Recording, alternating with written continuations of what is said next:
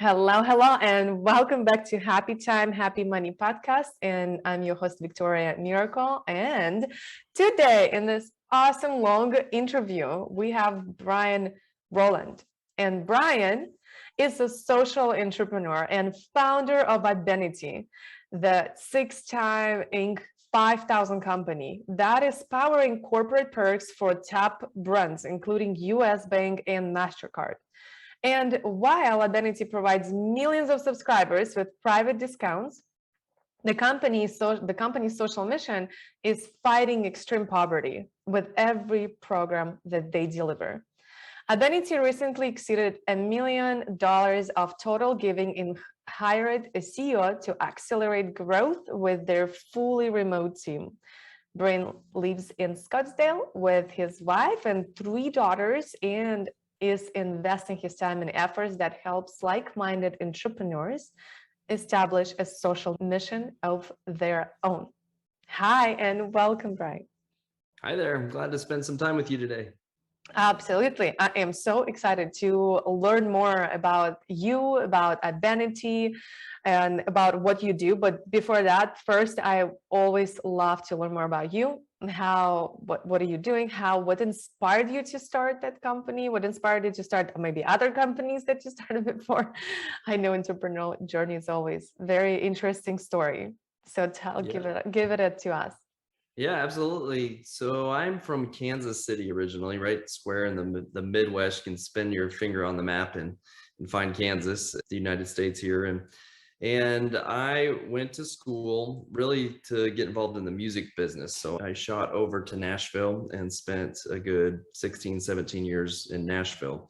Going to school for the music industry mostly showed me that the entertainment industry is just not very entrepreneurial. It's got a lot of politics, a lot of red tape, not a lot of freedom of thought, and it really led me to take a job in outside sales. So as a 23-year-old kid, I abandoned my kind of music ambitions and took a job selling cell phones and really in an outside sales role. So my boss at the time said, here's your $18,000 a year salary. Basically, don't come back until you find 30 phones. And if you don't find them before the end of the month, then, there's not really a reason for you to come back. So it was a high pressure, go knock on doors, try to find 30 phones from businesses. And as I was, strategically thinking, how am I going to get 30 phones, I stumbled into the realization that these very large companies like Dell and HP and Pepsi and Coca-Cola, they have corporate benefits and corporate discounts for their employees. That's part of their benefit package. And the cell phone companies offered a discount to these employees. So instead of knocking on doors as really a music industry kid, talking to a CFO when I didn't even know what that stood for, I started calling HR people over the phone and said, hey, if I send you a flyer about your Sprint discount, will you email that to your thousands of employees? That technique really worked. That got my phone ringing. It got my inbox coming in with interest, which led me to call my brother, who is out in Southern California at UC Irvine getting his master's degree. And I said, hey, look, I need a website and fast because I need something that'll take orders for what I put together. And so we started building these web procurement portals where employees can order cell phones at their employee discount. We started branding it for the cell phone company and the company that was offering the discount to their employees. And it really took off with Sprint and otherwise, and it led us to build Abenity, where we manage corporate merchant relationships and discounts on behalf of their employees. And today, 13 years later, we've got over 1 million redemption locations and thousands of local and national discounts that we do this for across millions of different members. And we see about 2,000 new people every day and that join the program through these employers. And it's a really fun niche that we discovered. Very interesting. I've never heard of that niche. And I think I've never worked in corporate. So it's like absolutely like foggy to me. Yeah, What do you still absolutely. do? You got me lost somewhere. I've never worked in like a company or anything like this. Like, what is it they're using? Hold on, they're using a discount code to purchase a phone. Yeah, so originally it started with the phones and offering these corporate discounts. So it was typically, hey, you work for Pepsi, so you get 25% off every month off your cell phone plan. So if you Mm. walk into the carrier and you get $100 a month plan, as a Pepsi employee, you get the same exact plan for $75 a month. So it's actually a huge discount, really valuable for folks. And what we learned was, these companies were trying to get as many offers as possible. So we started volume negotiating discounts on everything from pizza and the zoo to movie tickets, oil changes, car rentals, hotels. So we wholesale tickets from Disney parks, from Six Flags parks and SeaWorld, from Regal and AMC. And we deliver these at up to 40% off to the employees. As a benefit, we brand the tickets for the company so they have a corporate experience all the way to the box office. And then we go out and negotiate with folks like Quiznos and Papa John's, and we say, hey, will you give us a private offer for our membership? And they'll do, free chips and a drink with the purchase of a sandwich, or 25% off your pizza order or whatever. And so we just continually are coming up with new merchant relationships and offers to help these employees stretch their hard-earned payroll dollars even further. Mm. That is such a good idea. It's like you're just connecting, right? Connecting two companies on this, and it's great. Yep. People have discounts. So I know your company, that how I mentioned in the bio was mentioned that you got in Inc. 5000 6 times. Yep. So what does it take to get there for 6 different times?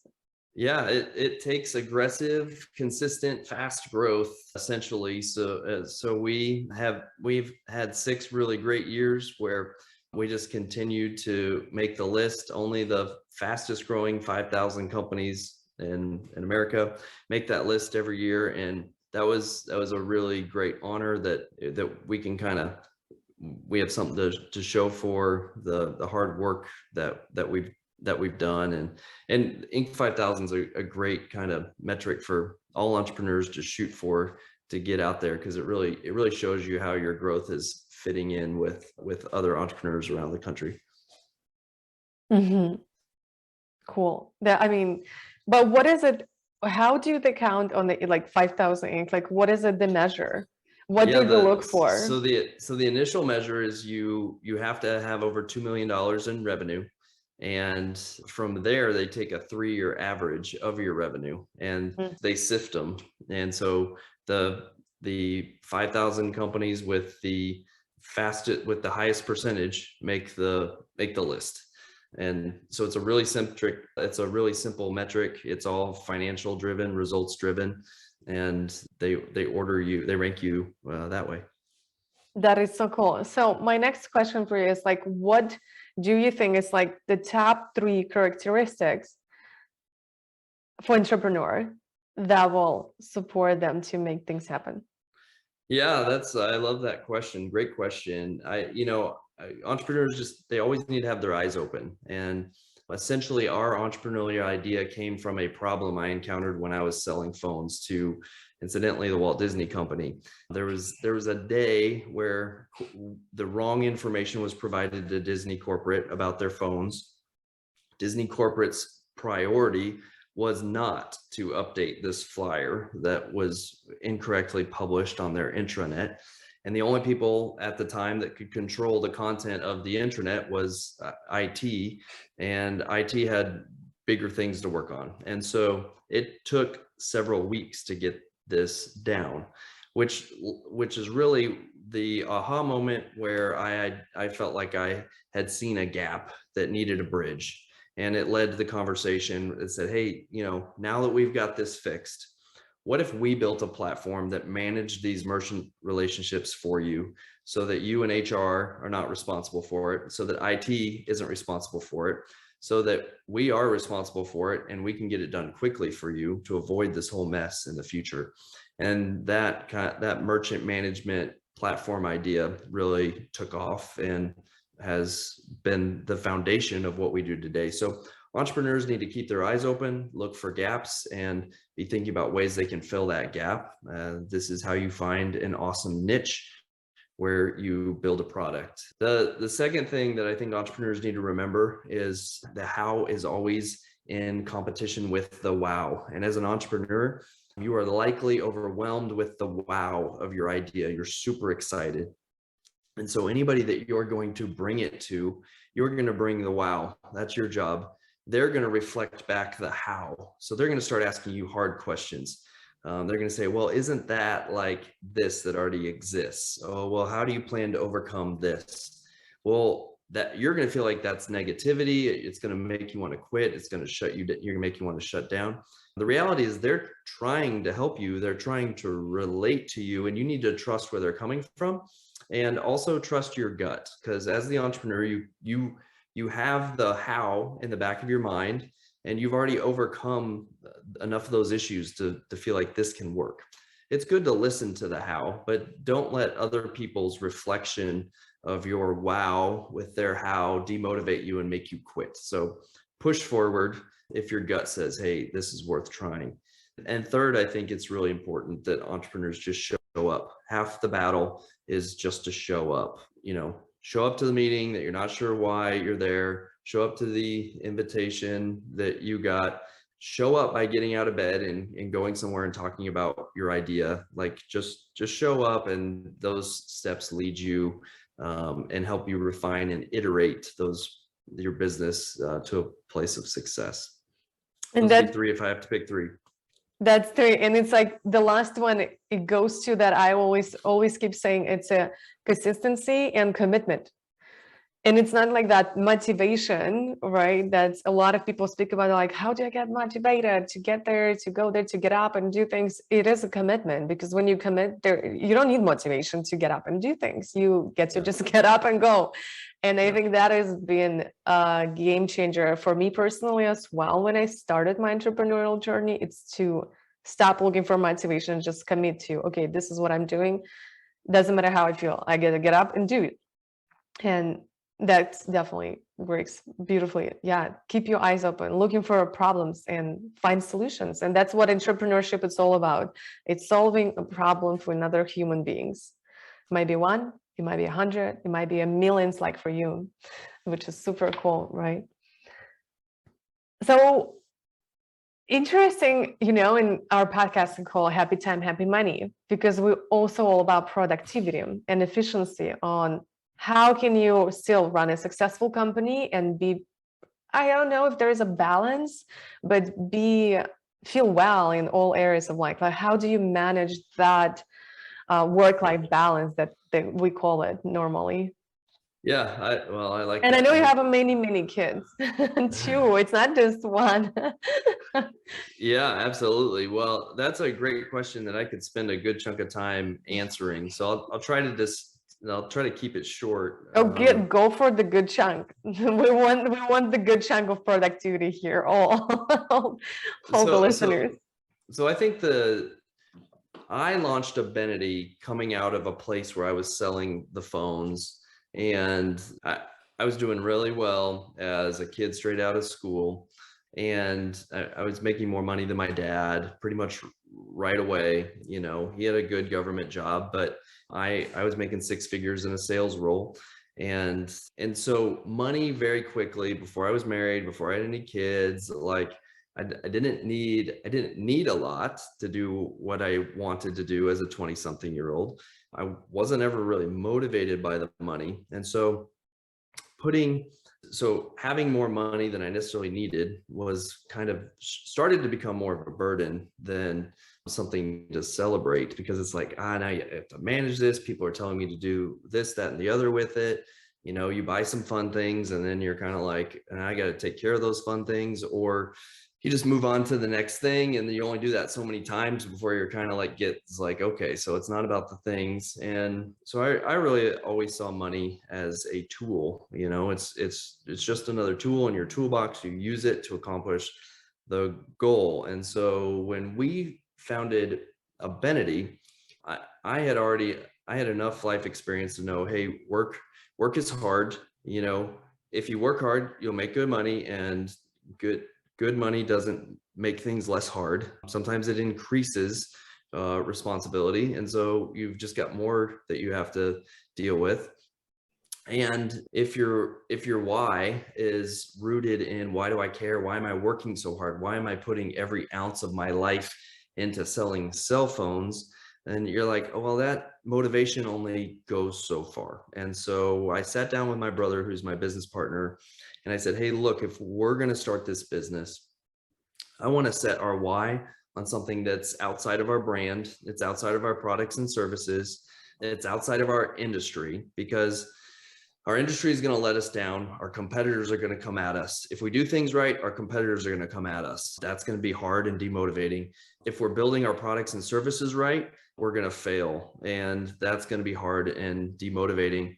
And, our brand and and putting it into our people and all, if our identity and our why is just in our people, people are always going to let you down. And so we said, let's create a social mission around our brand. And this is in 2006. It's the same year that Blake McCoskey from Tom's Shoes is discovering his buy a pair, give a pair model in South America. And so social entrepreneurship is not really a thing yet. And at the same time, we're thinking, let's create an output for a cause for every input into our business.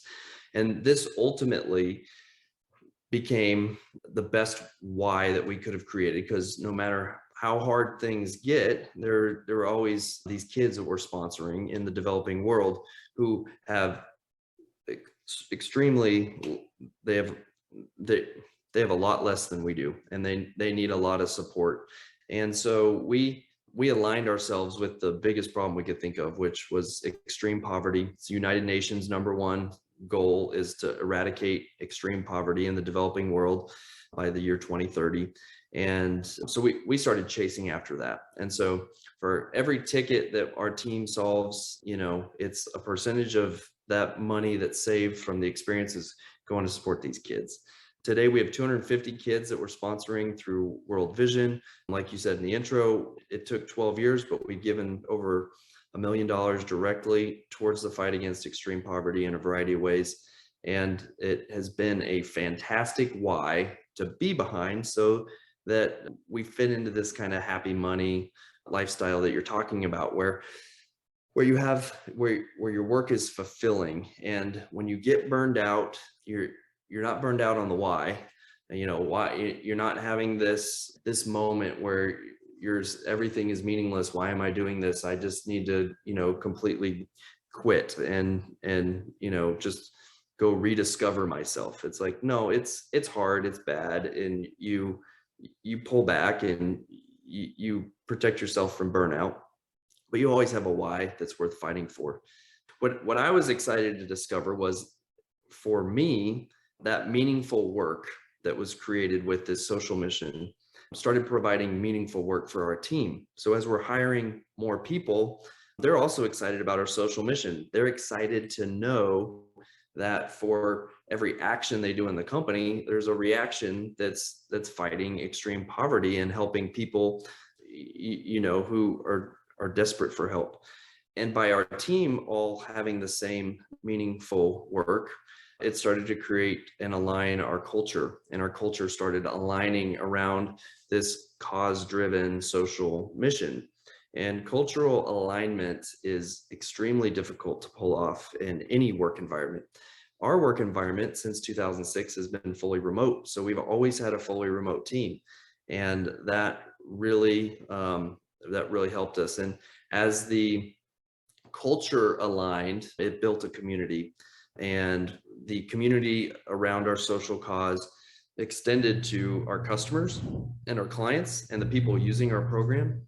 And what I never expected to happen was that community alignment for our cause provided us with a competitive advantage in our space. I never expected giving to become an advantage. And our marketing and our sales efforts, time and time again, when clients say why they chose us, they say, well, we love your product, and we love what you stand for with your social mission. And that just created this really great formula. And the biggest thing that I'm really preaching these days is I know a lot of great entrepreneurs who are very generous. They have giving hearts and they plan to give. They don't know what they're going to give to yet because they don't know how much they're going to give yet, because they're waiting for their CPA or their financial people to say, hey, this is how much you have to give this year. And so while they're planning to give, they don't have a plan for giving. And without a plan, they don't have a story to tell. And without a story, they don't have a way to align their culture and build a community and get to this place of competitive advantage. And so I've put together an impact plan that's really says, hey, entrepreneurs, you can unlock all these same advantages for your business. Just put together an impact plan that gives you a story to share internally, externally, gives you something to fight for that's outside of yourselves. And ultimately, it leads to a point of competitive advantage. So it actually increases your bottom line. So you don't have to be scared as like giving away my profits is going to take money out of my pocket. Well, my experience is that it actually increases your profitability, making you more successful for your cause and more successfully in your personal finances as well. So what I'm hearing, you're saying, I love the story first, that, right, the question was from productivity, so that you can be very successful and productive in the company and in the life, no matter, right, what you do. It's our entrepreneurship, it's just like nonstop business. It's like your life, it's a business. But you can be more productive when you know what are you doing it for, so that you don't have that motivation problem, because you know what do you get up for in the morning and what impact is going to create in the world. So that what I'm hearing is landing with me from your story.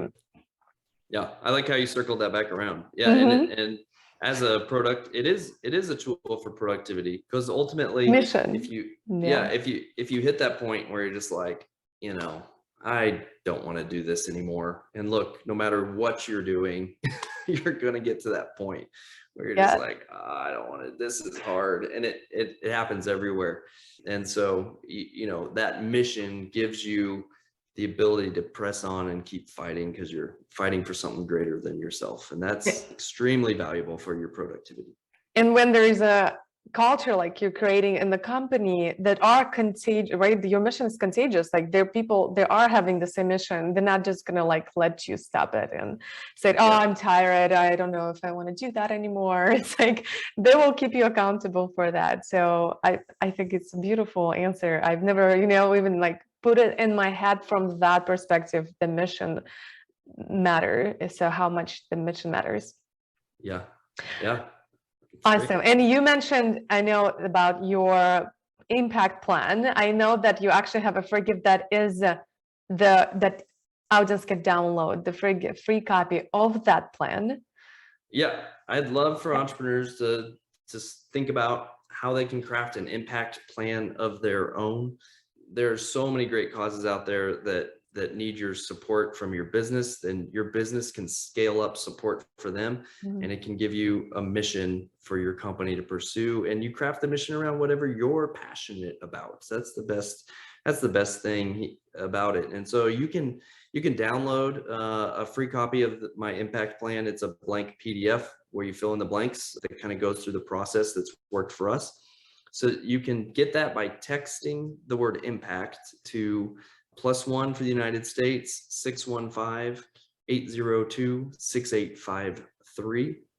That's area code 615-802-6853.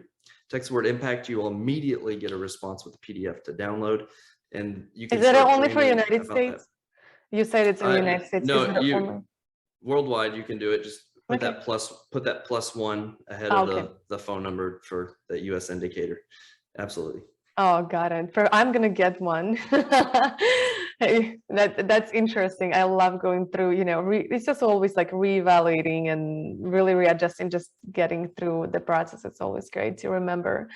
And my last question is, what I really want to circle back with, like, what is your advice, like what advice would you give? So somebody who's just starting, because you are so far ahead already and you've seen so much, I cannot imagine for, 12 years of business. Like, what would you tell them, like where to start, how they can get started? Yeah, and I think this is a good I think it's back to those simple three principles you outlined in the beginning. I think the biggest, if you want to be an entrepreneur, Keep your eyes open. keep your eyes open. That's it. That you have what it takes already. Pay attention, look for a gap to fill. That number two was, don't let other people talk you out of it. Like if your gut says this is important, don't let them talk you out of it, and press forward, and then just keep show up and press on, and be consistent and persistent, and you've got what you need. Absolutely. Yes. Thank you very much. Thank you very much, Brian, for that beautiful interview. Thank you for your time. And if you are watching or listening, thank you for being here with us today. You will find just down below, either you're watching or listening, a link to an episode page where you can click and it will take you to the page with the video, audio, with some information and links that we mentioned here above, and contact information of both of us. Thank you so much for being with us today, and I'll see you next week in the next episode on Happy Time, Happy Money podcast. Bye. Bye, Brian. Bye.